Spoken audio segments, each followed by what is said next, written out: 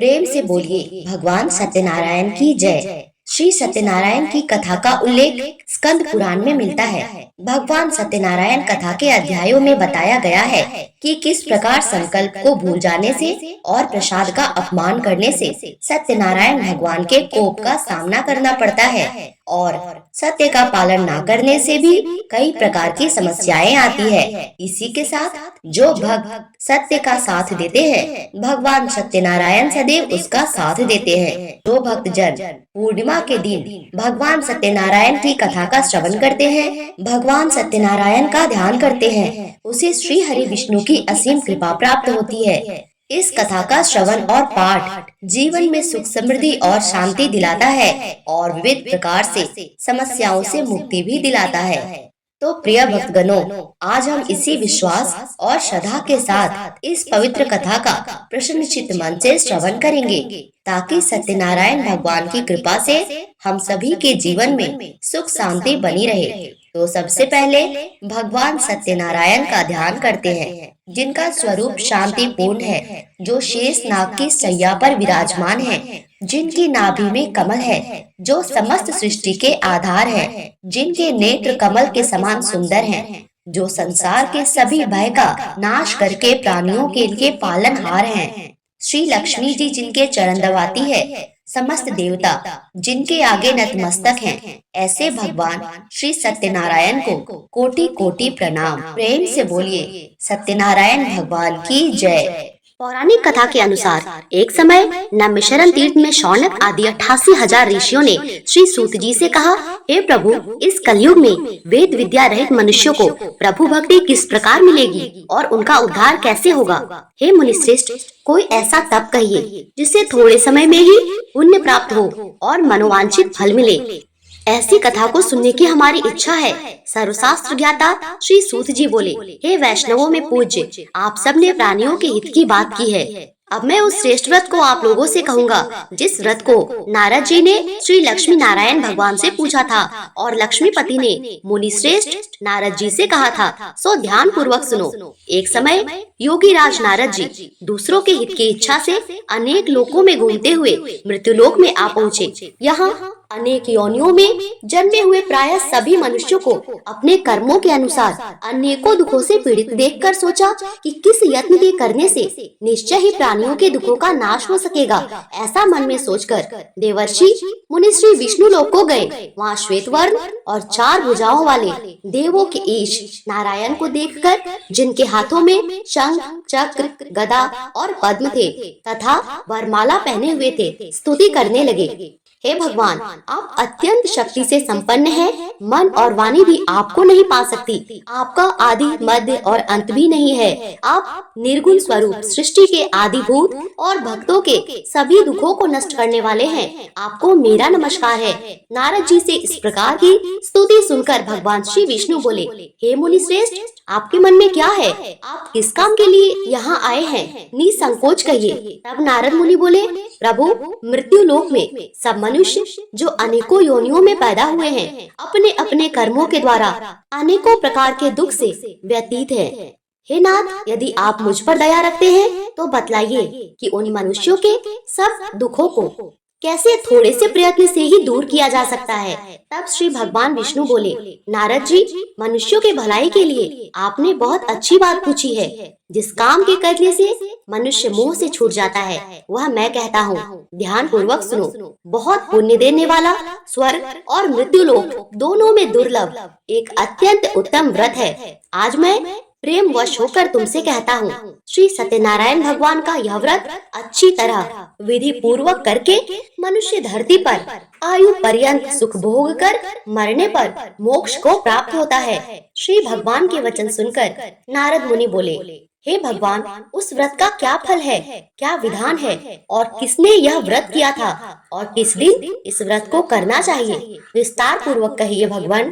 भगवान विष्णु बोले, हे नारद, दुख शोक आदि को दूर करने वाला, धन धान्य को बढ़ाने वाला, सौभाग्य और संतान देने वाला यह व्रत सब स्थानों पर विजय पाने वाला है।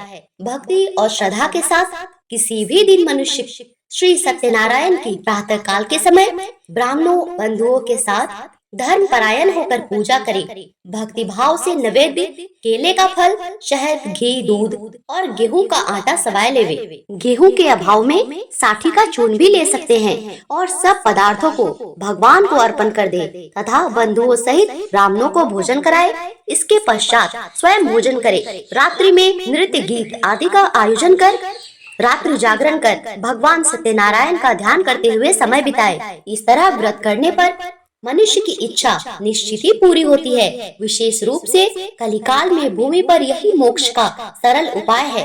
प्रेम से बोलिए श्री सत्यनारायण भगवान की जय। श्री सत्यनारायण व्रत कथा का प्रथम अध्याय संपूर्ण। दूसरा अध्याय। सूत जी बोले, हे ऋषियों, जिसने पहले समय में इस व्रत को किया है उसका इतिहास कहता हूँ, ध्यान पूर्वक सुनो। सुंदर काशीपुरी नगरी में एक अत्यंत निर्धन ब्राह्मण रहता था। वह भूख और प्यास से बेचैन हुआ नित्य पृथ्वी पर घूमता था। ब्राह्मणों से प्रेम करने वाले भगवान ने ब्राह्मण को दुखी देखकर बूढ़े ब्राह्मण का रूप धरकर उसके पास जाकर आदर पूर्वक पूछा, हे विप्र, तुम नित्य दुखी होकर पृथ्वी पर क्यों घूमते हो? ब्राह्मण, यह सब मुझसे कहो, मैं सुनना चाहता हूँ। तब वह ब्राह्मण बोला, मैं निर्धन ब्राह्मण हूँ, भिक्षा के लिए पृथ्वी पर फिरता हूँ। हे भगवान, यदि आप इससे छुटकारा पाने का कोई उपाय जानते हैं तो कृपा कर मुझे बताएं। वृद्ध ब्राह्मण बोले, हे विप्र, सत्यनारायण भगवान मनोवांछित फल देने वाले होते हैं। तुम उनका पूजन करो, जिसके करने से मनुष्य सब दुखों से मुक्त हो जाता है। तब ब्राह्मण को व्रत का सारा विधान बतलाकर बूढ़े ब्राह्मण का रूप धारण करने वाले श्री सत्यनारायण भगवान वही अंतर ध्यान हो गए। जिस व्रत को वृद्ध ब्राह्मण ने बतलाया था, मैं उसको अवश्य करूंगा, यह निश्चय करने पर उसे रात भर नींद नहीं आई। सवेरे उठकर सत्यनारायण भगवान के व्रत का निश्चय कर वह भिक्षा के लिए चला गया। उस दिन उसको भिक्षा में बहुत सारा धन मिला, जिससे बंधु बांधव के साथ उसने सत्यनारायण भगवान का व्रत किया, जिसको करने से उस ब्राह्मण के सभी दुख दूर हुए और सब दुखों से छूटकर अनेक प्रकार की संपत्तियों से युक्त हुआ। उस समय से वह ब्राह्मण हर मास व्रत करने लगा। इस तरह सत्यनारायण भगवान के व्रत को जो भी करेगा वह मनुष्य सब दुखों से छूट जाएगा। इस तरह नारद जी से सत्यनारायण भगवान का कहा हुआ यह व्रत मैंने तुमसे कहा है। हे विप्रो, मैं अब और क्या कहूँ? तब ऋषिगण कहते हैं, मुनीश्वर, संसार में इस ब्राह्मण से सुनकर किसने इस व्रत को किया, हम वह भी सुनना चाहते हैं। इसके लिए हमारे मन में अत्यंत जिज्ञासा हो रही है। सूत जी बोले, मुनियों, जिसने इस व्रत को किया है वह सभी सुनो। एक समय एक ब्राह्मण धन और ऐश्वर्य के अनुसार बंधु बांधवों के साथ व्रत करने को तैयार हुआ। उसी समय एक लकड़ी बेचने वाला बूढ़ा आदमी आया और बाहर लकड़ियों को रखकर ब्राह्मण के मकान में गया। प्यास से दुखी लकड़हारा उनको व्रत करते देखकर ब्राह्मण को नमस्कार करके कहने लगा, यह आप लोग क्या कर रहे हैं? इसको करने से क्या फल मिलता है? कृपा करके मुझको बताइए। ब्राह्मण ने कहा, सब मनोरथों को पूर्ण करने वाला यह भगवान सत्यनारायण का व्रत है। इसी के कृपा से मेरे यहाँ धन धान्य की वृद्धि हुई है। ब्राह्मण से इस व्रत के बारे में जानकर लकड़हारा अत्यंत प्रसन्न हुआ। चरणामृत लेकर प्रसाद ग्रहण करने के बाद वह अपने घर को गया। अगले दिन लकड़हारे ने अपने मन में इस प्रकार का संकल्प लिया कि आज गांव में लकड़ी बेचने से जो धन मिलेगा उसी से मैं सत्यनारायण भगवान का उत्तम व्रत करूंगा। ऐसा मन में निश्चय कर वह बूढ़ा आदमी लकड़ियां अपने सिर पर रखकर जिस नगर में धनवान लोग रहते थे ऐसे सुंदर नगर में गया। उस दिन वहाँ पर उसे उन लकड़ियों के दाम पहले से चौगुना मिला। तब वह लकड़हारा दान लेकर अति प्रसन्न होकर पके केले, शक्कर, घी, दूध, दही और गेहूं का चूर्ण इत्यादि सत्यनारायण भगवान के व्रत की कुल सामग्रियों को लेकर अपने घर गया।